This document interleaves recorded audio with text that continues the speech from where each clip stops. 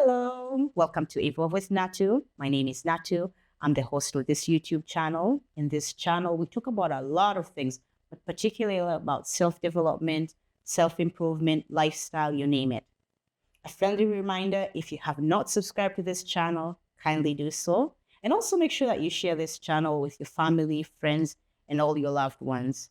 And if you haven't gotten a chance to glance at the previous episodes, kindly do so. Would appreciate getting your feedback about the things that you like, the things that we could change, and most importantly, what you love about this channel. Today, I am honored, I am delighted. Think of all the adjectives to have a guest that she might probably not know it, but I go back in 2000 when I first saw her, and I was like, I've never seen such a beautiful girl who as successful as she is. And you've lived up to that expectation. You've been a sister, you've been a friend. Hilda Bujiku, karibu sana, sana, sana. Sana. So I've had the privilege of seeing your journey over the years, from being a wife, a mother, and now to the role that you have at Vodacom. But I want the world to know who you are. So tell us a little bit about Hilda. Where did your journey start, who you are, and how did you get where you are? Yeah, so thank you so much, Natu. Absolutely, we go way, way back. Yes. Even though we don't talk every now and then, but I think there is that connection. There's a connection, there's that bond. Exactly, there's that bond. Whenever I see you, and by the way, I've been following Evolve with Natu since it has started. I've never commented anything on your page. Yes. You started in the Instagram, the Reels. Yes. And then you went into the YouTube. Maybe I have subscribed. I'm not sure, but I've watched. So the interview that I loved. Actually, not. I love all your interviews, but the mama one. The one with my mother. I can relate. It feels like my mama. But anyways, so yeah, that was a good one. And glad to see that you're progressing in that. Because I think you're naturally a person who, that's your natural thing to do that, it comes so natural for you. Thank you. Yeah? Thank you. It means a lot coming from you. A lot. All right. So who is Hilda? So Hilda is Hilda. Hilda Bujiku. A mother of two. A son who is a teenager. Actually, my babies are all teenagers. They're all teenagers now, yes. My son, who is turning 18 in the next month, is in May. Wow. And then my daughter, who turned 13 last year. So she will be turning 14 in July. Right? So a mother of two. Beautiful kids, but importantly, a sister to 4 siblings. So I have 4 siblings, as well as a daughter of a retired primary school mother, teacher, actually, who is the mother. I'm proud of her because, if it wasn't for her, probably my foundation wouldn't have been the way it had been, right? Importantly, I'm also an employee. You're an employee, yes, of Vodacom Tanzania. But of course, now I'll go through into the, how did I get even into Vodacom Tanzania and how has my journey been to reach where I have reached. Proudly Vodacom. So we normally say, we call ourselves, so we're proud ourselves of calling ourselves as a Voda fam, meaning Voda family. So proudly a Voda family member. How did I get where I got? Yes. So I'm the CFO or Chief Financial Officer. Others say call it Finance Director.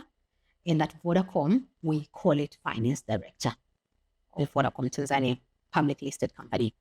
How did I get there? So my journey started way back. So key milestones for me. Maybe the first milestone, which I could say it's the milestone that took me into the corporate role, was when I joined one of the auditing firm way back in 2006, I think. I joined one audit firm among the top 4 audit firms in Tanzania. And in that auditing firm, so the way auditing firms work, they give you a strong foundation. They give you a solid work discipline. And the career progression in the audit firm is very clear. You know that you're joining as a level 1, you'll go into, if you do these things, you'll go into the level 2. If you do these certain tasks and you finish with so it's task oriented. And you have, of course, the manager to to assess you on that task. If you finish on that task, couple of tasks, there is a clear progression. So you will proceed into certain level to certain level up until the top level. However, I mean, it depends on how you're doing your job, right? So that gave me the strong foundation in the work ethics. Because audit firm is all about Work ethics, yes. Right. And of course, hard work also comes.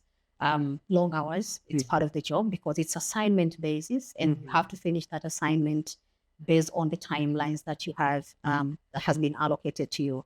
The quicker you finish, but with quality, then also adds into your promotion. I love that you added quality, because sometimes we just think of the long hours. Absolutely. Yes, but we're not thinking of the quality. Yes. Absolutely. Quality is important. Actually, quality before even the long hours that you're putting, or before the hours that you've taken to finish the assignments. So that gave me the solid foundation as I enter into the corporate world. I stayed with that company for 1 year, unfortunately, or fortunately. Fortunately. I stayed. For them, will be unfortunately. But for you, it's definitely fortunately. Absolutely. And I spotted an opportunity in one of the telecom company, and I wanted, so I've always been amazed by the telecom. The fact that you are able to make a call, the fact that you're able to hold the phone and then talk to someone who is in Canada. How is that possible?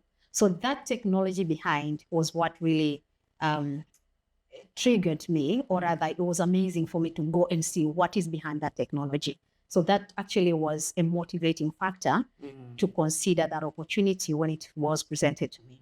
So I joined one of the telecom way back in 2006 actually. So the audit firm I joined in 2005, and then 2006 I went into the telco as a junior accountant. Right? I have one principle for me, and has always worked. I shouldn't be complacent in the role, right? So I need to grow, and my growth pattern, it has to be 1 year. It can be lateral, or it can be expanding the roles, or it can be vertical. For me, it's all growth, because what is important is, does it create the depth for me? Does it create the breadth for me? That was important. So jumping into that role, and for me at that time, it was a bold move. Why was it a bold move? I was 20 weeks pregnant. 20 weeks? 20 weeks pregnant. Holy. In an interview to get into that role, the CFO asked me, and there were other applicants as well. So it wasn't that it was presented to me. I applied when I saw there was that opportunity. So the CFO asked me, "Are you married?" I'm like, "Yeah, I'm married." Actually, Newly married. And then it was, "Are you expecting to go on maternity leave anytime?" Like, actually, yes. Because where I am right now, I'm 20 weeks pregnant. And then I knew I had... You had bombed it. Because normally some of the HR specialists will advise you, if you're pregnant, don't disclose that, because that might make you lose the opportunity. Absolutely. So for me, it wasn't the right thing, because I love being transparent. As I said, I have strong foundation. For me, it's again that foundation from the audit firm thing: ethics, work ethics, transparency, integrity. That was key for me, because if I said imagine I had gotten the job, and then in 20 weeks or less than 20 weeks, I go on maternity leave. I would have lived with that thing. How do you call it? I regret that you were deceitful. Correct. Yes. Like, exactly. So for me, it was more of, what am I trying to portray? I need to be... You got to start with your best foot forward. Absolutely. If then I won't get the job because I'm 20 weeks pregnant, and anytime soon I'll go on maternity leave, so be it. Maybe this wasn't the moment. It wasn't meant for you. It wasn't meant for me. It wasn't there, though I wanted it badly. It would have hurt. But you know what? It was a bold move. Deep down, I knew the timing was not right. But then that opportunity presented itself. And I prepared for that interview. And then guess what? I grabbed the role. You did? I did. Awesome. And I went there, and I worked really hard. 20 weeks, I went on maternity leave. But trust me, I've never been working hard even on maternity. as much as you as worked much in as that I role. worked on that role. Mhm. And the reason being, I wanted to prove a point. But there was no one who told me to prove a point. That was just the pressure that you put The on pressure yourself. that I put in myself, the noises that I was making in my head, and trying to address those noises, try to prove a point where no one had told you kwamba huwezi kufanya kazi kwa sababu una mtoto mdogo, kwa sababu you're pregnant, or whatever. No one, absolutely no one. So I came back from maternity leave, and again, my principles were there. I need to see progression every year. I cannot be doing one job for more than 18 months. I can be doing that job, but end. So that thing of asking for more has always been within me. So I was asking for more responsibilities, expanding roles, growth whenever I see, as long as it fits within my career journey, which I was clear. So all the while when I started the degree in, Bachelor of Commerce degree in accounting, I had envisioned my career journey to be the top role in finance. Of course, it wasn't clear. The path wasn't clear to me, but at least I had that ambition. And somehow I was then driving that ambition.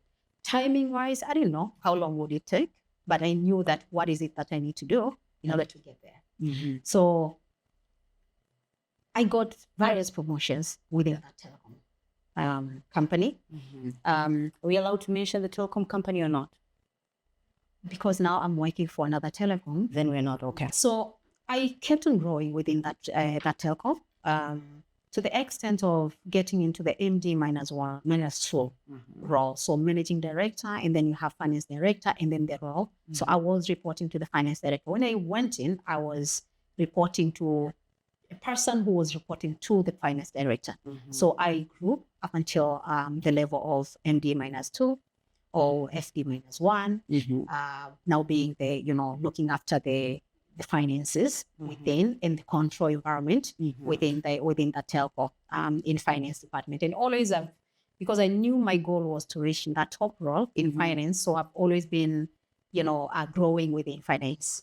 Now, 6 years, I got an opportunity to join Vodacom.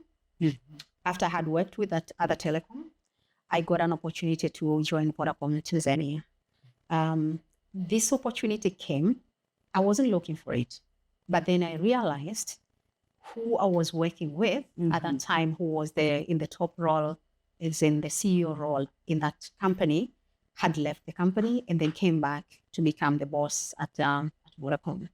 Then that person, because I didn't work closely with him, but somehow there were other people in the room where I'm not in that room speaking highly of me, right? So he knew me, and eventually, of course, I came to work with him, I think, closely with him for probably the last days before he left.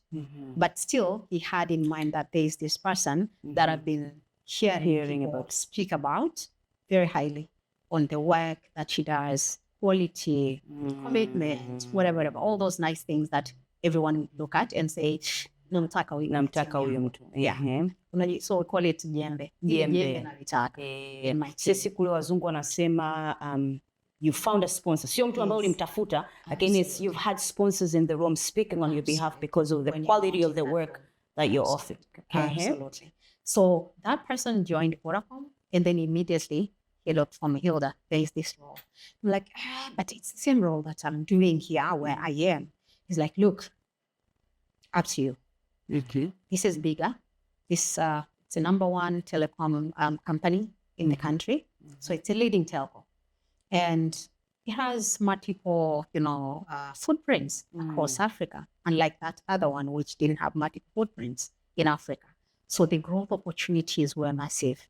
So come and do it. It's a lateral movement, but it's bigger, broader, because now it's a leading company in the country. So he tried to make it appealing to me, but I sat down myself and I say, okay, does it fit in my career path? Yeah. How far am I from where I am at the moment into getting into that role? And what are the gaps that probably I'm missing into getting in for me to reach that career ambition that I have? Like, how long is the journey for me to get there? So I looked at that role. I analyzed from the progression. As I said, you can go vertically, you can go horizontally, right? So I looked at the opportunities. Probably at that time, I was missing an international exposure, right? Maybe I'll get an international exposure because of the wider footprint. That the company. Wider footprint, Yes. exactly. So I joined with that in mind and my career analysis and how long it would take me for me to get there. I joined that company. And it's one of those that I can't regret, you know.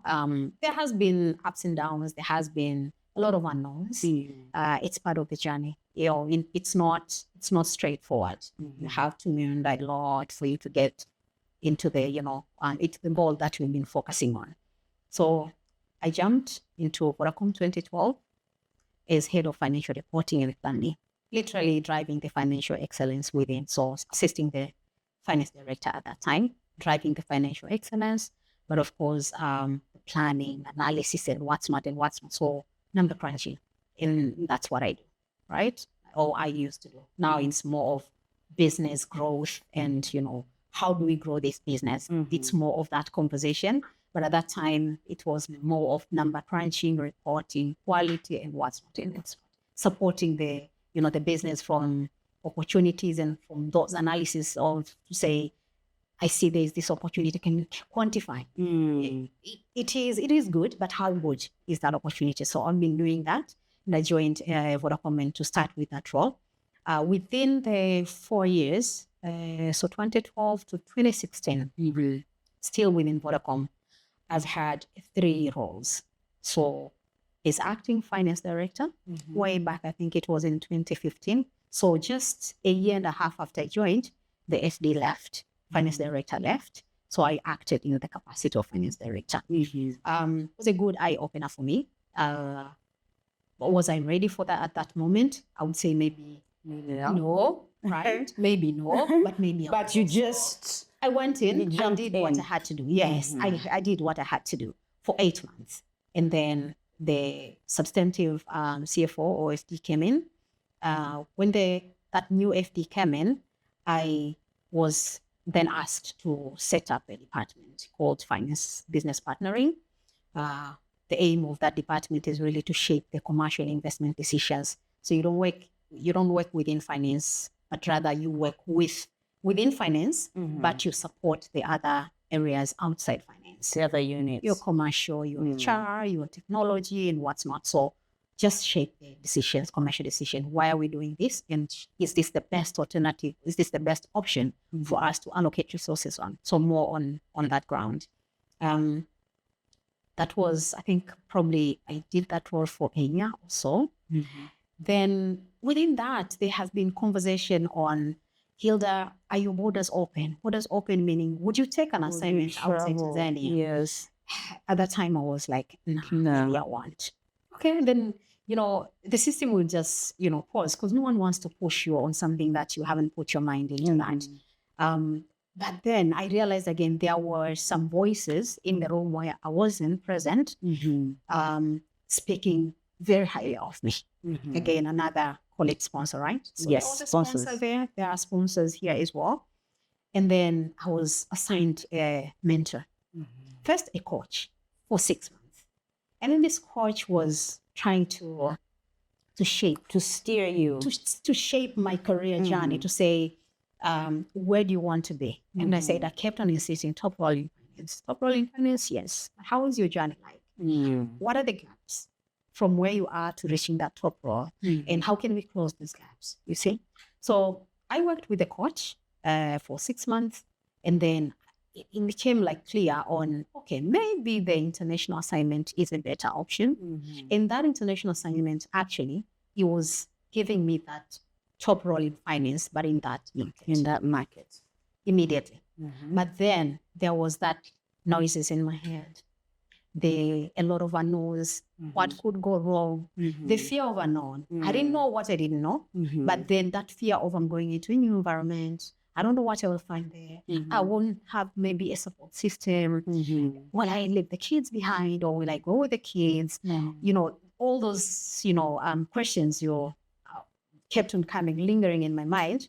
to the extent that I recall one day that line manager, that finance director called me and saying, have you thought about this? And I'm like, and then he was like, okay, sit here. Let me tell you. Then he told me his story and how he moved across the markets. And yes, there are risks, but there are always returns. And as he kept, so he was spending almost every month with me for like an hour and a half. So we had like now this is the coach, but he's my line manager. So I had a coach who was a different person.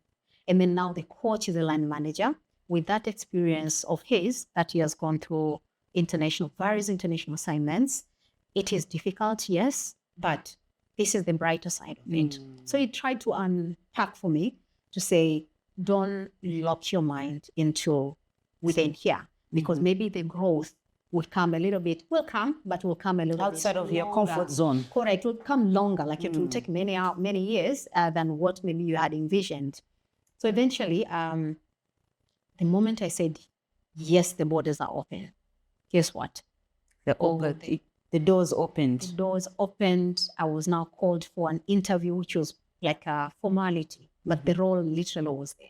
So my land manager was insisting that I make decision, because otherwise that role is off the table. And once it's off the table, I'll have another 3 years of waiting.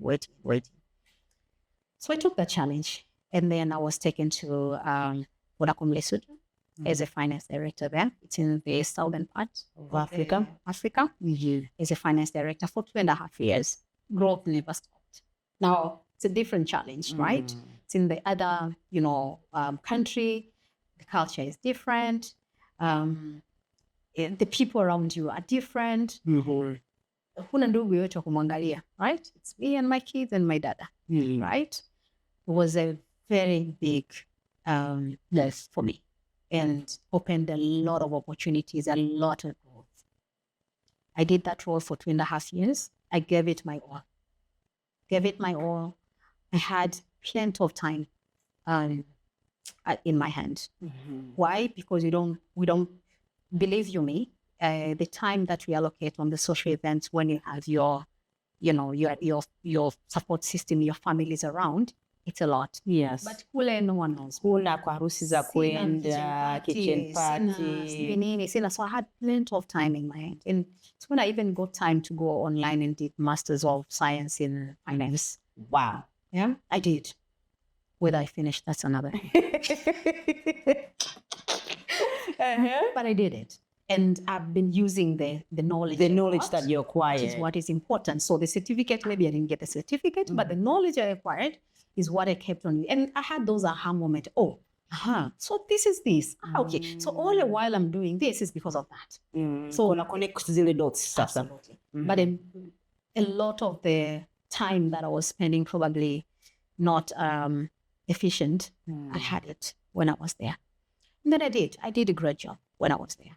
Good job, great job, absolutely. Because there are measures of finance, how good was the job. I'm looking at the finance measures. What was I supposed to deliver and what I had delivered. I surpassed what I was supposed to deliver. And I left a very good legacy there and a very good mark. Then I came back to Tanzania. After 2.5 years in Lesotho, in a role which call it deputy FD. Because if I mentioned the role, like managing executive, whatever, but ideally it was like a deputy finance director, assisting the finance director in looking again after investor relations, after financial planning and analysis, as well as company secretariat. So that was a holding role for me to get into the finance director role. Because I was about to ask, it seems like you have taken a step down. You came from being a finance director in Lesotho, and now you're back to being a deputy. But I'm glad you clarified. Yes, so okay. It was a holding role. So we're looking at the bands.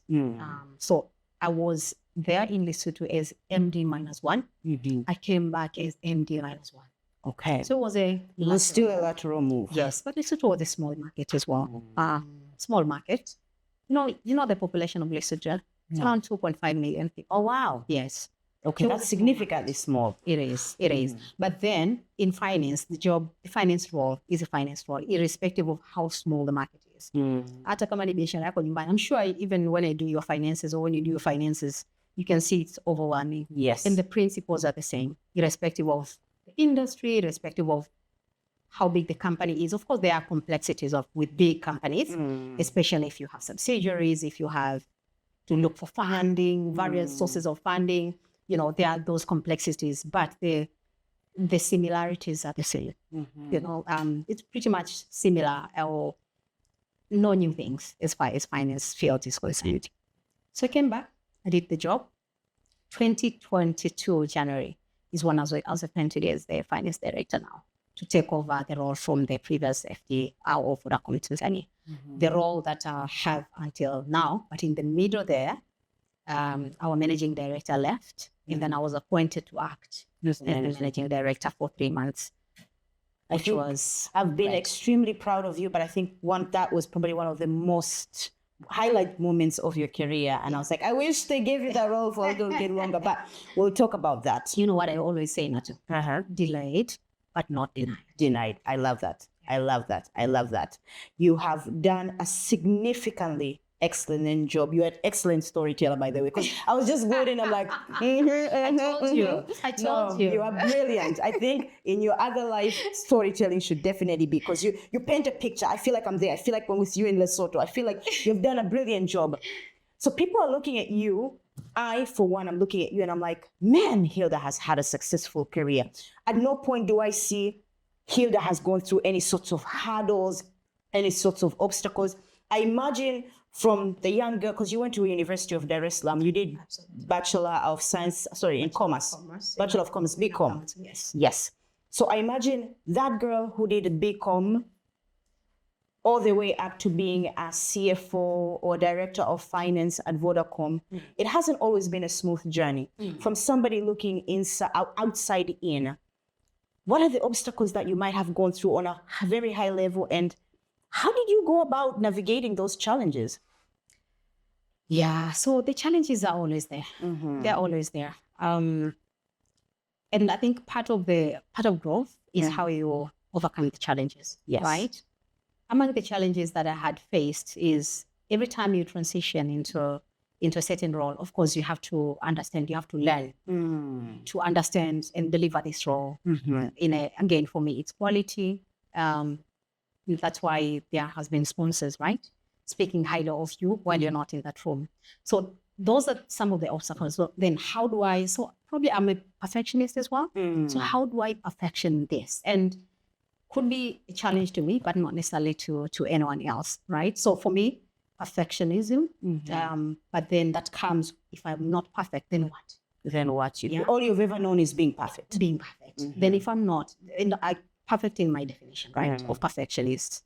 To others, I might not be, or maybe I'll be extremely perfect, but in my definition, if I'm not, then what, right? So trying to be perfect in whatever, so I'll call for opportunity, but then I want to do it and do it the best. That has always been the challenge. So for me to overcome that obstacle of I want to be the best and be the best, of course, sometimes accept that you won't be the best. You won't be the best, and that's okay. That's okay that you won't be the best, but getting to accept was also difficult. So as you grow, you learn these things, you learn to accept that you won't be everywhere and do everything. But also you won't be probably, you won't be of the same quality or be able to deliver of the same quality. And then that comes of how do you prioritize as well? Like to say, I'm okay being this, but this one, obviously this I have to be, it has to be the best.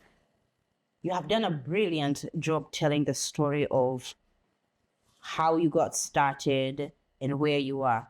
And sitting here, I was thinking, my God, I feel like I was in Lesotho with you, now where you're navigating through your careers. And you've mentioned some of the important things that I didn't even think of or I didn't even know of. One, having coaches. I think that was very, very important. Having mentors, having sponsors. But nataka turudi a few years back. Wewe umekulia kwenye familia namna gani? Kwa sababu unajua kuangalia tunasema wewe mdada mweupe mzuri katokea familia ya kishua. But you and I know you probably had humble upbringing. Sasa ulitokelea familia gani na ni namna gani malezi yako yalisaidia wewe kuchagua ama get into the career that you are? Have you always known that you wanted to be an accountant or wanted to work in accounting and finance? Okay. So help me paint that picture. Yeah. And I know you do a brilliant job. Thank you so much. So as I said in my intro, that I'm the daughter to a primary school teacher. And my father, who was he passed on way through 2015. He was the Afisa Kilimo, like agricultural officer, employed by the government. My mother, as I said, was because she has retired. She's still alive. Yeah. In a family of 5, and I was raised by my mother. Were you the firstborn? The firstborn. Okay. So I have You give leadership qualities. Deputy mother. Deputy mothers, indeed. So I studied in a primary school called Makuyuni Primary School. Makuyuni. In rural Moshi rural, right?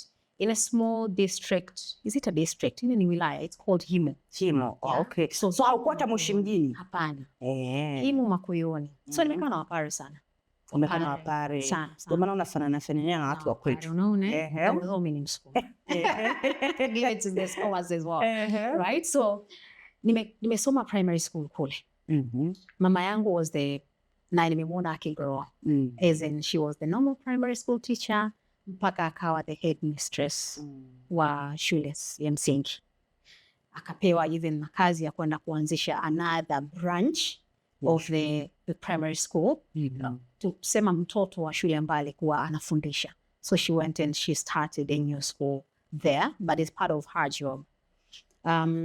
Going to school sometimes, so in a village, like rural Tanzania, rural areas, I used to go to school at least 3 days. Being a student of a teacher, being a child of a teacher, you would expect kwamba you have to be then going to school because, the teacher imparts knowledge on other kids, right? So their kids first. So charity starts from home. Yes. But then the life wasn't as that rosy as it is. So I had to get some earning as well. Kwa hiyo, I would go to school Monday, Wednesday, and Friday. What was I doing on Tuesday and Thursday? I have to go to the market and sell some of the things that I had to go and buy. So I used to be a business person. Wow. However, small scale scale business. Yes, so small scale business. And what is that business? First was to go and buy little things in the border. Remember, Himo is in the border. Yes. Of Kenya Taveta, and here, right? So I'd go and buy stuff in the border on a Saturday at night. So, because you have to make a little margin. I didn't know about margin during that time. But now, as I was growing up, I realized actually what I was doing back then when I was 7, 8, 9 years, 10, whatever, I was looking for margins. So you buy something, let's say for argument's sake, 500 shillings. And then I come with those things. I have put them at home where that call it is my warehouse. Then I go and sell them on Monday. Why was I not going to school on Monday? Because I had to sell those stuff that I bought to the market for a margin. So buy it 500. I come and sell at 520. I've made it 20, and that 20 is my profit. But then with time, you eat also the capital because you have to eat, you have to live life. But also that goes with season, right? So some other seasons, I used to go and how do you call it? My God! So we found someone with a shamba, with a farm. And that someone is looking for workers to get rid of the magugu, majani, right, in the farm, the weeds. Kupalilia mahindi and what's not. So I used to do that. So you measure like 10 by 10 was 100 shillings. So 10 steps by 10 steps, it's 100 shillings. And I do that. So I used to go there with my aunt, my mother's sister. We go there. Palilia, you come back with your 200, 500 shillings if I had a lot of energy. So when it's that season, palilia, the school timing days were also limited, right? And that was to help my mom as a deputy parent, as the firstborn, so that we can have, a life at home. We can have a meal on the table, right? normal life, it has been very normal because, you know, we were in that community where that's how we live. So At I what didn't see age did anything you was start your being a businesswoman? In 8 years, I would say. 8 years, so around grade 1, 2, give or take. Two, and then goes into, so grade 1, 2, you do those small stuff. You carry, if you're going to the border to carry something, you carry a small pack. So what were we carrying from the border? Soap, cooking oil, beers, right? So I would carry maybe a half crate of beer because I'm young. And then, you know, others, my mom and my aunt would carry the remaining, probably whatever crates of beers. If it's to go and do the weed removal in the farms, I would do probably 10 by 10, half of that, and my aunt would come and help. But as I was growing, so I started at 8, but I did that until I was probably in grade 7, and then up to Form 1. So you were brilliant enough to only go to school, however, 2 times a 2, 3, maximum, 3 times? I think 3 times. On a good days, if there are exams, is when I could go on that week because there are exams. But most of the times, I wasn't going to school five How times did you anyway. balance, like, making sure that you're getting all the materials? And maybe it just shows the crack in our system. Maybe you don't need to be in school for 5 days a week because you were able to obtain the information for those few days and win and excel in class. I like to think you're excelling. Yeah. Okay. So how did I do that? So remember, when I go to do the business, calling the business, I would come back home and I would still have to study hard and try to catch up. So mom also would help where she could, because she was teaching, I think, grade 1, 2, 3 up to grade 4. So grade 5 and 6 and what's not, no. She could help, but not necessarily conversant with the syllabus on the high grades or high classes, call it. So I had to put in the time as well in terms of I need to catch up. But I will need to catch up. But then sometimes you don't have electricity at home, right? We're using those kibatari. Yeah, the kibatari we're using. So that kibatari also, you have to save some kerosene because, I mean, you don't have money to burn the kibatari for 5-6 hours. So I would use, but limited into probably 1 hour for me to catch up. So you learned time management. Time management, and then exactly time management, but of course also utilizing little resources that you have. Yeah. But importantly, also helping the mother, helping my mom in terms of, feeding the family, that I would say in that way. So the strange thing is, I wasn't happy with that life, right? I didn't know what the other life was. Sikujua about umeme. I didn't know about TV. I didn't know about anything, right? But I was not happy where I was. And I remember I used to tell my mom, just wait. We're going to be fine. There is some life out there. May God keep you alive. You will see that life, which I didn't know, right? At that time when I was growing up, so I'm talking about my mom. Where was my father at that time? Yeah, I was about to ask you, keep talking about mama namsaidia kisisikii baba. Sasa nilikuwa nimelipaki hilo mahali. Where was my father? So my father never knew about me. Not that he didn't want to know about me, but because my mom left whenever they met. So my mom went for the teachers college education, and they met somewhere in Musoma, where my father was in the technical school, Musoma Technical Alliance. They met there and they became, friends and what's not, and then they met me. But my mom was, her job, she was allocated to come to Kilimanjaro and do the job there. So her first school was in Rombo, somewhere in Kilimanjaro. She never saw my father. Remember at that time, there is no, hakuna simu, hakuna Instagram, hakuna WhatsApp, hakuna internet, hakuna nini. So it's physical, you have to go, So she's starting a new job at the age of 24. She's starting a new job. She doesn't know about this man. Maybe even she didn't know that she got pregnant. Right? So that's why I'm talking about my mom, because I was born and raised by her. Then that drive in me. So I saw what was happening with the school, with the life and what's not. My mom getting kids, my siblings, a blessing as well. The family is growing. But then I look at the opportunity ahead. It was a rural school. Will I get the opportunity to go to secondary school? At least I knew there is secondary school. Will I get that opportunity?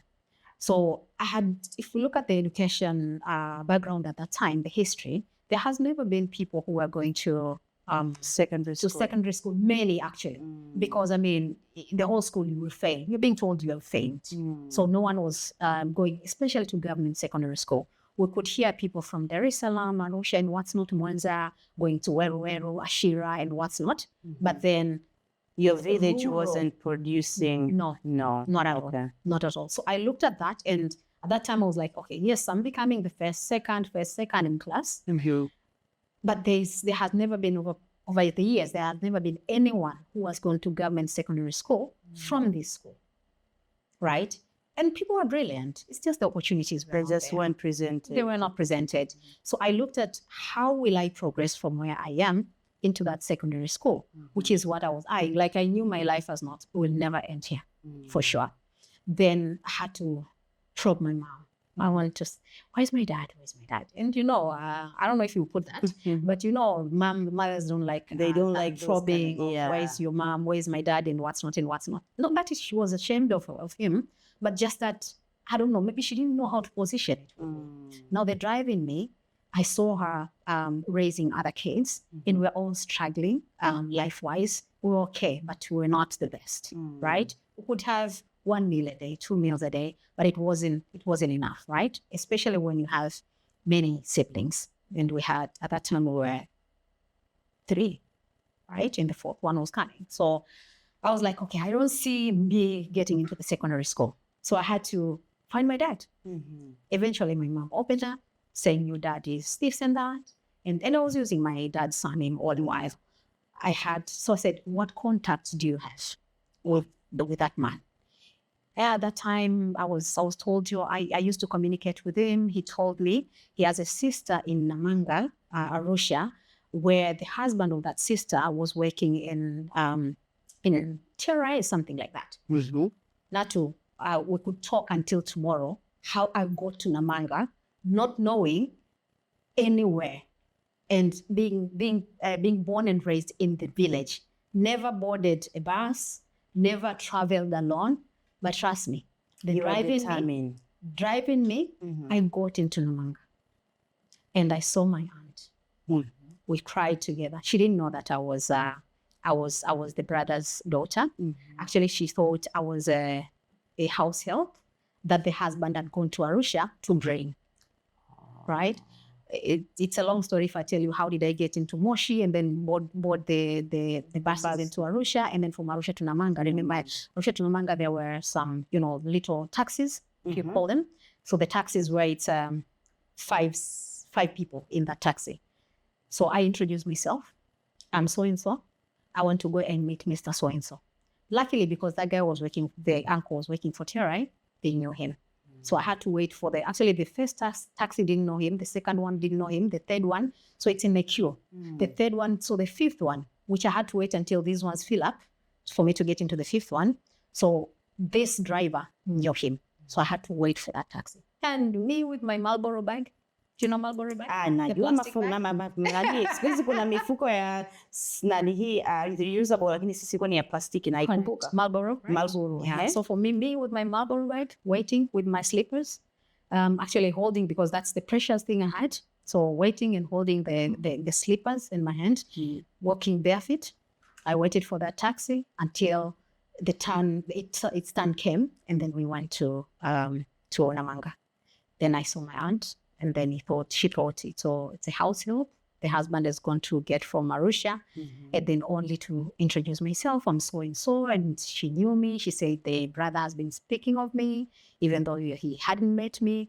And we cried there, we're happy, and the rest is history. The calls started, whatever else. My grandfather came to Kilimanjaro to pay whatever he had to pay for me then to be able to be taken to Mwanza, where I could now go and study. Between there, I had already, my mother had to retire for me to go into the Form 1 in Mwanga Secondary. Okay, so she had to retire from being, work, so she gets the retirement benefits so that she could pay my school fees to go to secondary. By then, had you met your dad already or not? Okay, okay. I skipped that part. Okay. So I hadn't. So I saw that she couldn't be able to take me to school, but then she had a plan, which I didn't know. So after I completed grade 7, it's when I told her I want to go to school, to secondary school. This is not the end for me. And then that pressure made her retire, got the retirement benefits, and then pay the school fees the whole year for Form 1. I went to Mwanga Secondary School. And then then she went back to the job. Because at that time, there were shortages of teachers as well. So they were taking them back. So at that time, I knew exactly that there wouldn't be that the school second fees year for the Form 2, Form 3, unless I have a plan. And the plan was, let me look for this one. Okay. Yeah. I'm going to take you just a few steps back.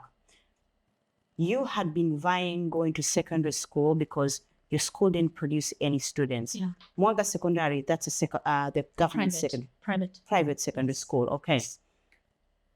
In that year, did you not get into the government secondary school? Were there no opportunities? No. No, okay. The school didn't produce anyone to go into the government secondary school, just like what happened is in the previous, okay. Yes. And I was an exception. I wasn't expecting. No, to go to Mwanga because it's private. Yes. You can go. As long as you have to pay that extra fee. Okay. Yeah.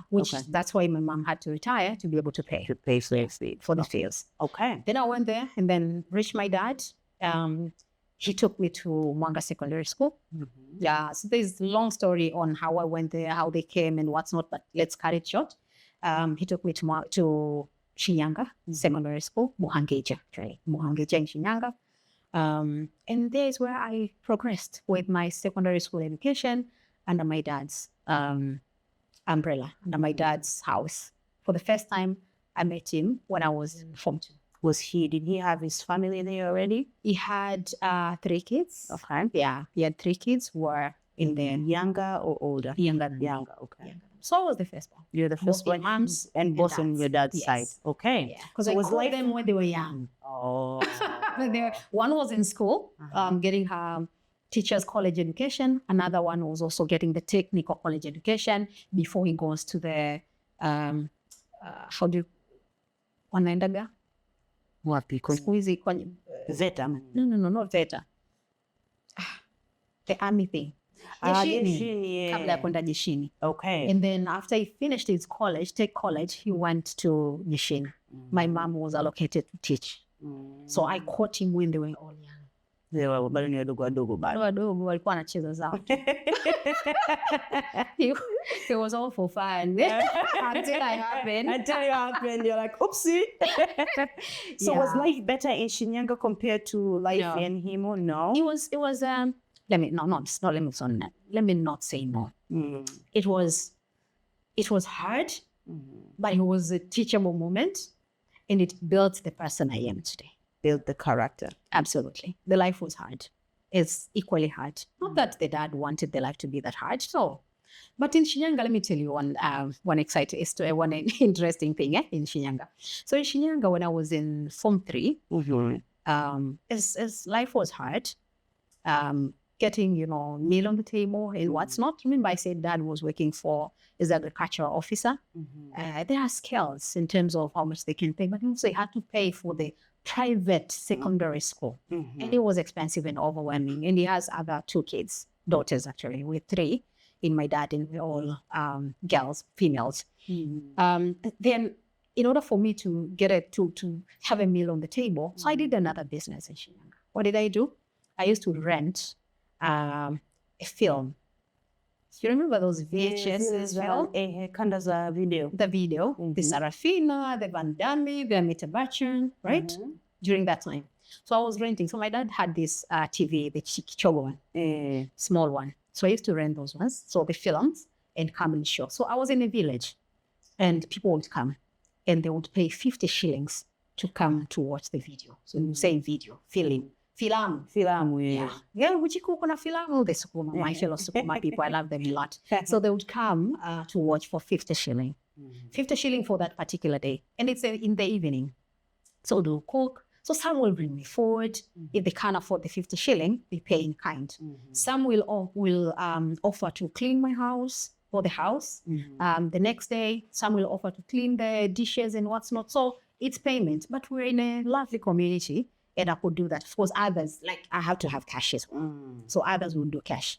And I also did ice cream business in form of tamarind ukwaju. Yeah, ukwaju filling with a little bit of sugar because I couldn't afford sugar, right? That's a luxury. Little bit of sugar, ufunga, the big ones, small ones, mid ones, and I would take those to sell at school, primary school. I was in secondary school. I would pass by with my ice cream can in a bike. So I used to go to school with a bike, riding a bike for like 20 kilometers or so, going to town like 40 kilometers, where I was living in the far end of the town and I was going to school in the far end of the town. So it was more of Kwaheri Shinyanga as you're going to Mwanza, and then Kwaheri Shinyanga as you're going to Tabora. From one end to the other. One end to the other. So I used to ride bicycle. And bicycle, Shinyanga bicycle is a thing. You ride bicycles a lot. I know Tanga too. Yes, Tanga. Yeah. So I used to ride. So in my can, I would put those ice cream, drop them at school. The kids will get and give it to one teacher, and then they give me money. I did also the water business. You know, the water business of on the weekends, I would put the so you put like a wood mbao ndefu hivi kwenye baiskeli. So you put one doom here, one doom there, and then two dooms at the middle, and then I could ride a bike. So I'll carry like 10, 20, 20, 20, 20, 20, 20, 10, 10. So how many liters are those? Like 50, 60 liters. And then I could ride the bike and go and sell water to earn a living, to earn food on the table. That's why I'm like, fine. It was a tough life, but I survived. You were always a hustler. That's the key thing that I'm seeing here. You've always been resourceful. Yeah. You always found opportunities to make extra cash. I didn't know. So the first time I saw electricity was when I went to my aunt in Namanga. This one was the first time I saw electricity. And then I realized, okay, so this is the life I told my mom, that I know there's life out there where we're not getting here, but we surely should get in the future. I don't know when, but we should. The determination, the drive. And then in Shinyanga, I was doing all this. I knew that I will not end up in Shinyanga as in Form 4 education. At that time, I knew there is high level, you know, Form 5, 5 and 6. And after that, I knew that I'm going to the University of Dar es Salaam. I've never been to Dar es Salaam. But you knew that. I knew there is where I belong, University of Dar es Salaam. But I knew that I never knew about university. I never knew, but as I faced life challenges, I don't know, somehow it's like I was given the vision to see there is life out there, that maybe this is not your end. So I finished Form 4 by all those means, hooks and crooks and Nikatoboa. I finished Form 4. I got Division 2. Wow. I took Division 2, and among my Division 2, I was very good in mathematics. So I got my 2 A's of mathematics. I was planning to do physics, geography, and mathematics. PGM, because I was good in math. I got MBA in physics, and then C in geography, I think, something like that. But I got Division 2. With that Division 2, then is where now I can now get into government school. Then I chose Arusha Secondary, where I went and become the boarder for the first time. Because all this I was in day school. So I became a boarder for the first time when I was in Form 5. And now you're living a little bit closer to your mom. A little bit closer to my mom. But then it wasn't too close because I didn't want anyone anymore. Because I've been away from my mom for 3 good years. No communication at all. She never knew. She came to know what I was going through when I was in Shinyanga, way back, I think, probably after a while, probably after I completed the university, is when I sat down and I told her what transpired in my life in Shinyanga. She cried. She was like, "Oh, why didn't you come back?" I'm like, "Come back to what? You have other siblings. I know the life here. I was building for that future that you probably wouldn't have imagined. And still, I'm not there, but surely I can see the smoke. So the road is it's quite open now. It's quite clear. Yeah. So Arusha, I did. So I didn't do the PGM I said I wanted. Yes. Instead, I do the EGM, Economics, Geography, and Mathematics. So I wanted to be a pilot, but yet I was scared of Heights.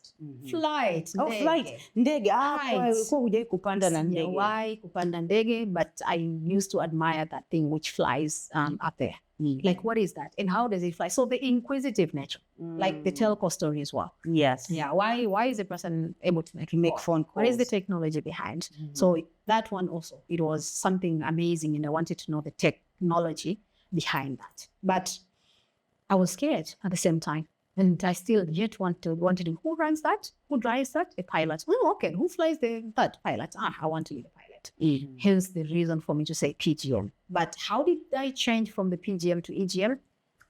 I don't know. Only God knows. And no regrets at all. The economics turned out to be a very good subject. Excellent. Yeah. So at least I had the G and M. You kept the G and M. I kept the G and M. You just switched the P, you put the E. So the physics was what could give me the pilot thing. And geography, it's okay. I keep my G and M. I do economics, which turned out to be the best. Actually, it was more of the school also which I picked because I wanted the Arusha. Yes. So Arusha didn't have a PGM. They had EGM and ECA, ECA. So that's why I went for the EGM. Like, okay, I can compromise with the P. I'm okay with the E. And the whole day. I got my division 1 in Form 6. So you went from 2. To me, it seems like it's a succession, a story of success over the years. And you know why I got division 1? Why? Remember when I got division 2, I was also trying to earn a living. All right. Now, here I'm in a boarding school. The food is provided, everything. It's just for me to wake up in the morning and clean my uniforms and what's and go. And it's a school which is in town, so there was no shamba day and what's not and what. The only shamba was for our veggies, which is part of our meal. So you go there, but for me it wasn't even hard work. So it wasn't a hard work to try and earn a living in advanced secondary school where I was, unlike when I was on the ordinary secondary school where I was home and trying to earn a living, trying to do the things that I'm supposed to do. So that's why, I had plenty of time to study and relaxed. And I gained weight and became big. I became big, big, very big. But for me, at the end of the day, my vision was I need to go to the University of Dar es Salaam, much as I didn't know about it. Then with my division 1, I got to University of Dar es Salaam. Now, how did I turn from the EGM, PGM, EGM into Bachelor of Commerce in Accounting? Then when I was at the secondary school, Arusha, I realized the easier way to get a job, employment, is when you have done accounting. And at that time, for me, the employer was the auditing firms, the top 4. So you had identified that at an early age. Correct. Wow. Because I wanted a job. I didn't want that life that I had. And for me, I cannot continue to do business, that small business the way I've been doing. It wasn't sustainable. It was there and then to earn food on the table or to bring food on the table. But now I looked at everyone. So we had this smaller group. We were painting which combination, or rather this combination gives you what opportunities. I could have done Bachelor of Economics or something, studied economics, but then could have taken me into the roles in the government, maybe and what's not. And it's not easy to get those roles. So easier one, doing research, and I had plenty of time to even do research. I realized the auditing firms will come to the university and take you as long as you have good grades. We're going for good grades. So they will support you from secondary. And then when you come into the university, they'll be keep on following your journey. Correct. But they're not saying that we're following you, but through their means, they keep on following you. So I knew that when I do Bachelor of Commerce in Accounting or Finance, I would get the easier job in the top 4. And I jumped for that. Hence that I wanted to be going a step up. You've always aspired to do great things. And it's one thing, I think some of us get caught up in, I want to be somebody, but we don't act on it. You have been action-oriented from the word go.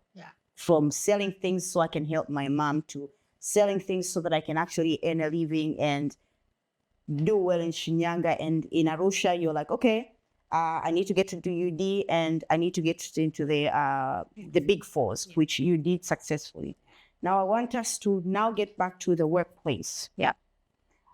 I think you've done an excellent job talking about how well you've succeeded over the years. Because some people might be looking at you and say, oh my God, she's perfect. But we all know workplace things aren't always rosy. There's politics. Yeah. There's you being a woman. I hate throwing the gender thing out there, but the dynamics are not always in our favor. So walk me through what might have been the challenges that you had to overcome over the years to get where you are in your career. Yeah. I think the biggest challenge for me probably could be when you are raising a kid as a mother. First of all, when you are, of course, pregnant, there is that thing also of she's pregnant, that's why the labeling, as a woman, you'll go through that, especially if you are in that childbearing age, you'll go through that. It might not come as, as loud as probably you want, but there's that, you can pick the cues here and there and say, okay, maybe this is that. Sometimes it's the noises in the head, right? But sometimes things are happening like that. So that childbearing age, when you're pregnant, when you're raising a kid, there's slow down in career. Trust me. I mean, growing a human being in the body, it's a blessing. It's a very good thing and very good experience, but it's also overwhelming. Now, when you are in a very demanding job, sometimes you tend to slow down. So I would slow down. I slowed down in my career, but then not really slow down exactly, but then I had traded off some of those things. And I would see as a mother raising a kid, but you're not giving enough attention to the baby because you still have to grow in your career and you have that career journey that you have to follow. Sometimes it's a challenge.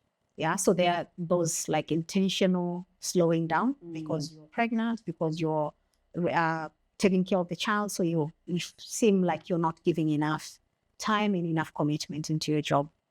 Other than that, I think for me, probably, I would say maybe I don't think the challenge is a challenge. I take it as an opportunity. Excellent. Yeah, I don't take to call out what was the challenge in my career journey, what's not, I take them as an opportunity, just the way I've been raised, Yes, you can't have 3 meals on the table. What are you doing? Do something to earn a meal on the table. So it's a challenge. It's a challenge, but it's an opportunity. Turn it into an opportunity so that you can overcome it. Because also when you look at things more from the challenge perspective, it blocks your brain. It blocks you from thinking clear.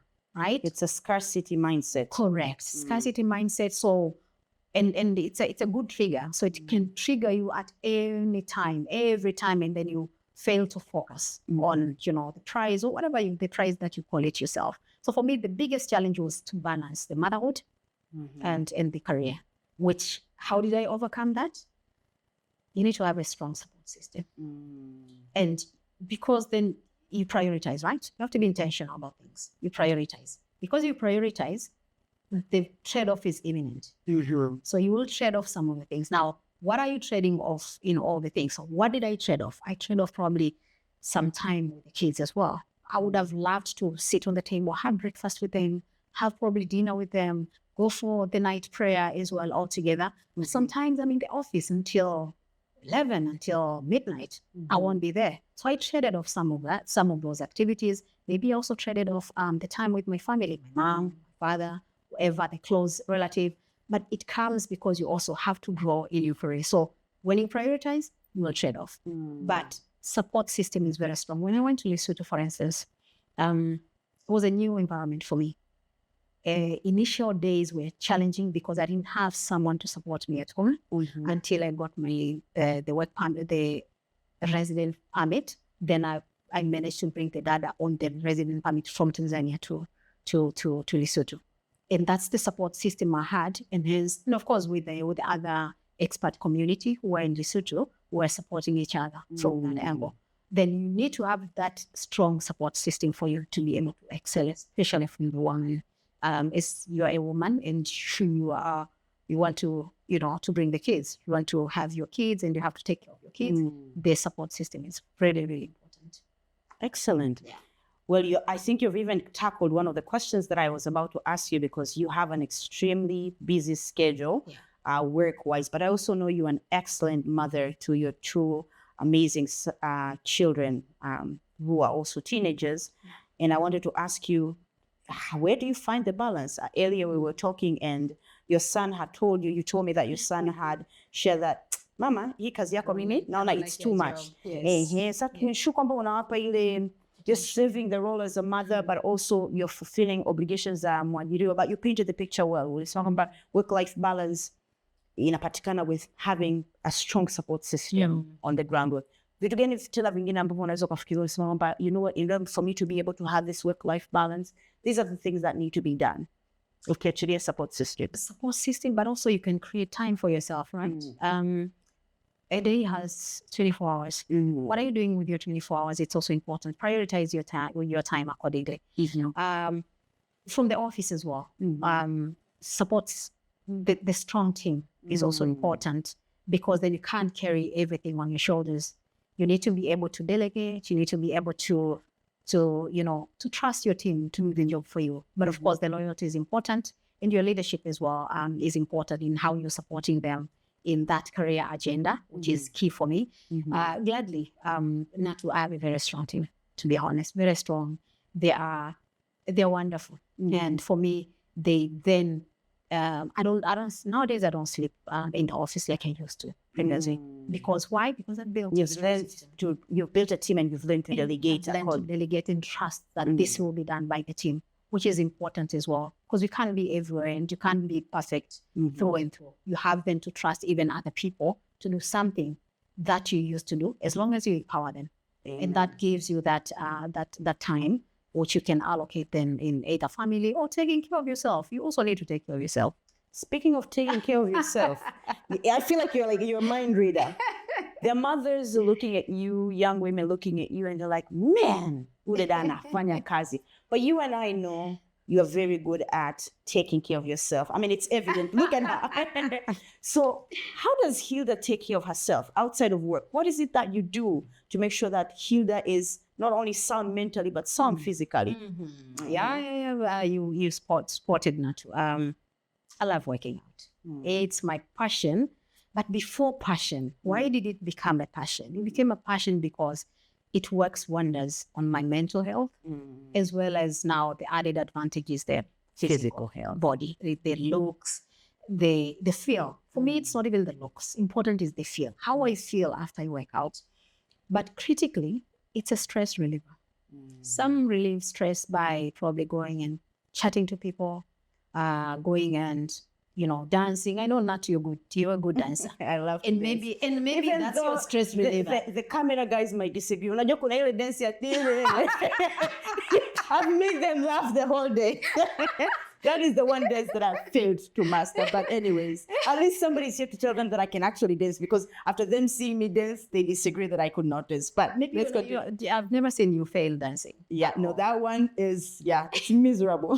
But anyways. So if the dancing for you helps you calm your mind, takes the stresses away, might not be a stress, but be like the brain is foggy. Like you can't tell what is happening. Why is my mind like this? Like I can't think clearly.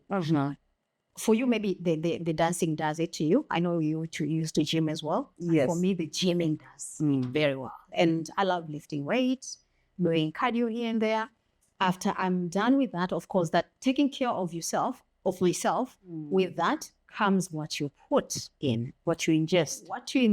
Because you are what you eat, right? True. I'm not a good person when it comes to dieting. I don't diet. But I fast. Okay. So what kind of fast do you do? Intermittent fasting? I do intermittent fasting. I go extreme sometimes. I go 48 hours. I go 24 hours. If I have to see if my mind is again clogged, foggy, can't think straight, trust me, the fasting has worked wonders for me. Like you fast, so it helps you clear your brain. Clear my brain, clear my mind, because what you're putting in the bodies as well consumes. You have a certain capacity in the body. I'm not a doctor, but I think I'm speaking from my experience. You have a certain capacity in your body. So that capacity, how is it being used? How is the body using that capacity in processing a lot of things that are going through your body? Right, is what is important as well. So if you keep on feeding, obviously the energy will be directed into digesting and doing this and cleansing and what's not, and not to process some things up there. Yeah. So it works wonders for me. I've been working out for as long as I know. I 20 years. you inspire me, and then sometimes I'm following your journey, but sometimes You follow hey, the eating. the eating. But you know what? You've raised a very, very excellent point, because I feel like I know for a fact that there's a correlation between what you consume and what goes up here. Because sometimes we're just worried about how we look, but we don't think what is the connection with your brain. Correct. So I'm glad you painted that picture for people who are questioning, should I work out? Should I not? It's not only for your body, but also for your brain. Now, I need us to shift a little bit back into Hilda as a person and the aspirations that she has. Last year, July, if I'm not mistaken, July to October, I remember reading in the news, Hilda Bujiku is acting as an CEO, or I don't know how you guys call it here in Tanzania. Management director in Vodacom. And it's probably, I will say that I've always been proud of your career trajectory, but for me, that was probably one of the highlights, because I don't recall seeing a female MD in Tanzania. If there is, forgive me, I don't know who that is, but for me, that was the first time. So I have two questions out of this. One, what would you recommend to women, young or old, who are watching this video and are thinking of moving up the ladder? What qualities, what things do they need to work on for them to become someday the director of finance or the MD? Like, what did you have in you that made these people say, you know what, it's Hilda? We've talked repeatedly about, you've had sponsors, you had people that you didn't even go to ask to sponsor you, but they're like, you know what, I want her in my team. Yeah. What would you recommend for people qualities? One, and then I follow up with that. What's in it for Hilda long-term career as a mother? So two questions in one. Yeah. So for the women, honestly, you guys go for it. Go for it. If you want something, you need to be, the determination is to be there. You need to go for it. Go for it. Now, when I say go for it, what do I mean? Like, if I need to be the MD, managing director of a certain company, know what it takes for you to be there first. So map out, and then go for that. So the journey might not be so clear when you start, but when you say that is what, being intentional, that is what I want, then find what's the journey for you to be there. Don't be derailed. Don't be demoralized. Go for it. Be patient with that journey. But now look at it. So I always tell even my team, what you're doing, your job, whatever you have now, which earns you, money, is it a job or is it a career? The difference is, if it's a job, you will then wake up in the morning, come and do that job, get the earnings, and then you go. You wake up in the morning again, it becomes that circle, which probably it could work for others. If it's a career, it's like an investment. You need to invest resources, financial resources, time, and efforts. So now if you make that, I need to be the managing director in that top role is your career, then you need to invest. Go for it, meaning start from what it takes for you to get there. You go for that. Be it, I need to be there, but I'm not sure. What are the things? Then who can clarify that for me? Find that support, find that coach, find that mentor, find that sponsor, and then can shape you that journey for you, right? But importantly also, does it take for me to, if I know I'm missing these qualities, I need then to invest on those qualities. Go for those qualities that you are supposed to have, like maybe leadership, soft skills. Maybe I need to be eloquent. Maybe I need to enhance my communication skills. Maybe I need to be good at storytelling. Maybe I need to be good at least numbers, maybe. Probably some are not number people, but we've seen managing directors need to speak of numbers. I mean, how are you saying you're giving, the shareholders what the shareholders are wanting? The shareholders want returns. What is returns? Money. I put in my money, I need my money back. Now, if you're not conversant on the numbers, why can't you invest on that number? So go for it is a big word. But now unpack what is it that you're going for it, right? Importantly, I think silence the noise in your head. I'm glad you talked about that, because that was my next question. You've always talked about silencing the noise. How have you silenced them? So thank you. Yes. So I feel like you're reading my mind. Because I also talk to a lot of people and then I see these are some of it, because it's like, what if? No, but what if? Has anyone told you that? No, actually not. So I reflect again. when I said, I thought when I joined that telco, when I was 20 weeks pregnant, and then I worked my brain out, even though I had a young kid to take care of, actually an infant. But I was spending a lot of, nobody told me to do so. It's just something in my head. In your head. The noises in my head. Now, it happened to me. And it kept on happening to me. You sit in the boardroom, for instance, and then there are people, it's a platform provided for you. There are decision makers in that boardroom, right? And then you sit there and you're quiet. Conversation for an hour. You haven't said anything. So these decision makers, when they leave the boardroom, and I hate to say this, but the other gender, the male gender, they would say anything, even if it doesn't resonate, even if it's crap. As long as their voice is heard. For lack of better word, even if it's crap, they will speak out. They will say something. So in that platform, when everyone goes out of that meeting or that session, what will they think of you? What will they think of me? But when you're sitting there, you know something, but you're not saying.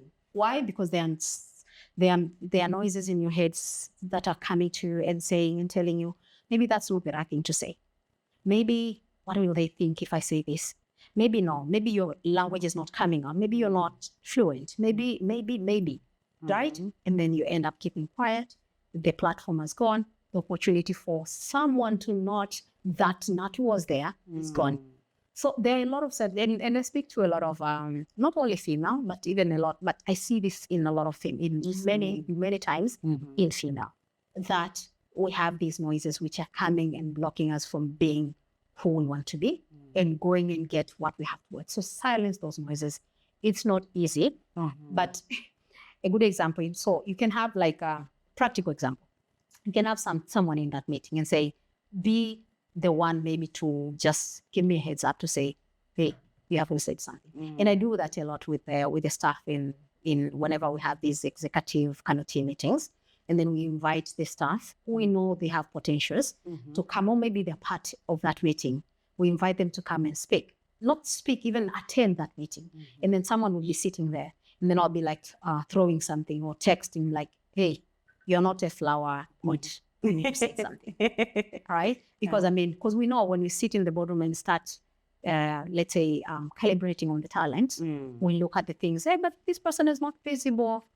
Her share of voice is literally not there. Like she got these many platforms and what. So I'm like, speak out. Speak up. You need to be visible. Be visible. Now, is it the issue of, because why can't you speak up? Is it the issue of I can't speak up because I don't know the content? Or I don't feel confident. Okay, if it's confidence, then that confidence will never come if you're not trying.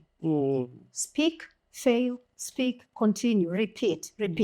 But important, I think for me, the content is also what is important. Create the depth and the breadth. I say it again in the first question. The depth and the breadth is important. Maybe I had the depth and breadth, but nilikuwa naogopa kufikia mbele za watu. The language was not there. You're looking at me now, you're saying you're a good storyteller. No, it's not. But my storytelling I think came, or other skills came at a very few years ago, probably. Maybe I would say when I was in Lesotho, because then somebody threw me at the deep end and I need to explain what I've done. The numbers, why are the numbers like that? And I fumbled a lot. But I perfected it. So you practice, you become perfect at it. Oh, wow. So go for it. Be intentional about your journey. Invest in your career. If it's a job, then forget it. But if it's a career, invest. Be visible. It's important. Visibility is important. Ask for more is what is important, because also it gives you that breadth when you ask for more responsibilities, and it shows also the decision makers that you have the drive to grow, and you're not done where you are. And then lastly, you need the coaches there. You need a coach, you need a mentor, you need a sponsor. A sponsor might come because you're good. Yes. And these are the people who open doors for you. But you need a coach. A coach is important because also will try and shape. So you say, I'm not good at communication, I'm not eloquent, so the coach will help you navigate how you can be good at that. And also you need a mentor. A mentor is a person who doesn't know you maybe or knows you, but you say this is what I aspire to be and I aspire to do, but I'm stuck here, and then you shape that journey together with the mentor. Excellent. Man, I don't know what exactly you did to invest in storytelling, but yeah, I want whatever of that was. Now, last but not least, before we get into the rapid fire questions, which is usually my fun part, but this has also been. Oh, did you ask? Sorry, your second question was, yes, what is it for me? Exactly, which was that was what I was going to tie in. Yes, what is it for me? Sky is not even the limit. So I've tested the waters. I've tested the raw, right? I think I'm going to go for it. You think you're going to go for it without saying what that it is? Or no. Okay, good. No, the role that I acted is the managing director. Okay. No, that's the role I'm talking about. Good. So I think at some point I said, remember when I started, I said all a while, I wanted to take a top role in finance. But then maybe this top role in a company was probably out of reach for me. And I confined myself into that. But when this opportunity was presented, and what I did, and the experience and the excitement I had, it is clear that that's my journey. That's your journey. So would you like to become a managing director in telecom, or are you open to working in other industries? I would have loved in telecom, because telco is in my heart. I love telco. The evolution is massive in there. There is no dull moment in telco. But I'm not limited to telco only. So any industry of interest is what I can. It's open. I mean, that opportunity is open for any industry of interest. Now, the interest is what I had to define. I don't think we'll spend the whole week here defining interest matter. Okay. Now, this is a question that I've been asking most of the people recently, and I noticed there's a discrepancy. Oh, no, there's difference between how males respond to these questions versus females. What does success look like to you? Wow. Personally and professionally. Hey, that's a difficult one. I've never painted a picture of what success looked to me. And recognizing the fact that success might evolve. I'm pretty sure when you were in HEMO, success to you looked like getting out of HEMO. At this juncture, at this point in time, what does success look like to you professionally and personally? And even maybe we're looking at retirement, somebody offers you a certain amount of dollars and you're like, yeah, Hilda is out. It's so far. So if I look at where I am right now, professionally, what will success look up into me? To me is, first of all, if I am able to consistently deliver growth in shareholders 5, that's success for me. Secondly, linked into that is when I also grow myself, but I grow with my team as well. That's success to me. Like, I need to look around, look back and say, I have grown, or I have developed these people who has gone there, this person who has gone there, and then this person is ready to take over my role when I move out and what's not. So for me, growing with the team, where I'm comfortable of saying, if I step out of this role, there are 5 people who are ready to take within my team who are ready to take over this role. And that is a success for me. Okay. Personally, from the personal angle, I've had many successes, not to the extent that I don't know if I'm able to say then what is next for me as far as success is concerned. I will link it professionally. I will link it for professionally, because it then unlocks a lot in the personal space. Yes. Okay. Well, now let's get to the fun part of the interview, the rapid fire questions. I find these ones, we get to see a serious side of the people, but the rapid fire questions paint a more fine side to who these people are. Yes. So to start with, what book have you read in your life? And I know you are a numbers person, but what book have you read in your life that you'd say, this was life-changing? I don't read books. You don't read books? No. Okay. I rarely read books and remember the content of the books. Let me rephrase. So I read the book called The Subtle of Not Feeling a Oh, yes. Right? Yes. Orange book. Mm-hmm. And for me, it was just repeating like, I could not finish that book. Exactly. I didn't finish. Halfway, I was like, what is the writer trying to say? I couldn't finish the book. But then I got like, you can't address every dog who's barking. That's what I got fully out of that book. And I think that has been also my go-to, my motto, my moral, my go-to thing. Because again, as you grow, even as a human being, as you grow, there will be noises coming around and what's more. So if you're going to address every noise, every comment that is coming to you, then you're going to spend a lot of time then addressing, because then you'll steer even the fire out of that. So I recently I've started not reading, but listening to audible books. So I can't recall the name of that book that I had listened to. What does it call? Look at it in my phone quickly because I have it. But it was a one that is probably caught my mind into saying, especially from the the corporate world, more from the office boardroom conversations and what's not. It says sometimes your voice can change life, right? Now they were linking into a nurse who actually was attending to a baby. And that nurse was sleepy and what's not, and then was attending and putting either a drip or something into this baby. But this other nurse knew exactly that whatever they was using, the medicine, had expired or was something like that was expired. And then this other nurse told this nurse who was administering that to the baby that medicine actually had expired. And this other nurse in her sleep was like, you know what? You didn't tell me to do anything. And this one kept quiet. What happened to that baby? The baby died. The baby died because this one kept quiet and didn't take action. So it's more of your voice sometimes can help.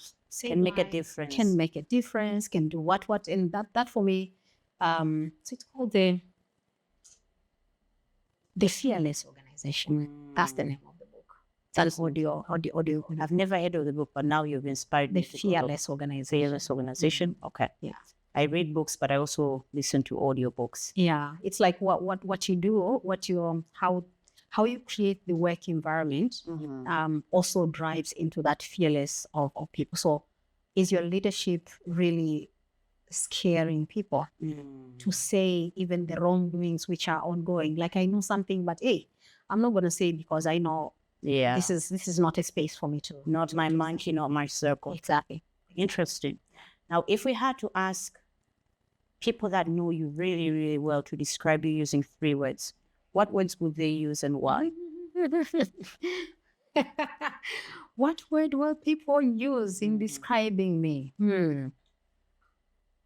Go-getter. Go-getter. Okay. I think that's self-evident. We don't need explanation. You don't need explanation on that.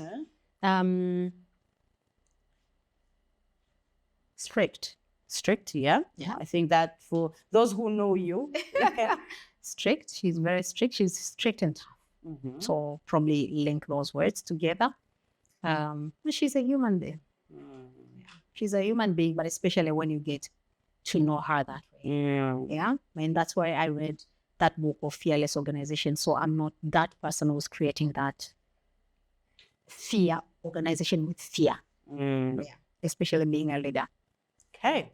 And last but not least, what would be a surprising fun fact people would learn about you? So people who see you and they're like, oopsie, I didn't think about that. What is a surprising fun fact about you that people One thing I get a lot is when I say, I'm a fan of Formula One. That you like, I'm like, yes. I'm also a fan of football. Manchester United. Yes. That you know. And Simba, we differ. We differ. But you're also a tennis fan. I'm a tennis fan as well. The one thing is Formula One. Others, it's like, okay, yeah, it's fine with Formula One. I don't know why they I don't resonate, or people think I don't resonate with that sport. Yeah. My sister, I feel like we could talk for hours and hours and hours, but I want to make sure that the viewers are asking when can you bring that lady back again? Which I'm pretty sure they will. And hopefully next time I'm having this conversation with you, you would have reached that ultimate position that we're looking for. Amen. Delayed but not denied. Yes, delayed but not denied. Yeah. My sister, thank you. Thank you so, so much. This has been a treat. I've known you over the years, but you'd be surprised how many of the things that I'll uncover today. One, you being a businesswoman at a younger age, but I'm not surprised. So thank you so much. And I hope the sky is not the limit for you, because I know you're destined to go to greater places. Yeah. Yes. So thank you. I want to give you a hug because Thank you've you been so such an much. inspiration to me. Thank you, thank you, thank you. Thank you so And my much. dear viewers, this for me was therapeutic. I looked up to this lady, and I know I'm repeating myself. I'm sounding like a broken record, but this is one of those moments that I'm like, you know what? I'm glad I did this. I've dreamt of this, and I hope you enjoyed as much as I did. Thank you so much for tuning in, and have a lovely day. Bye-bye.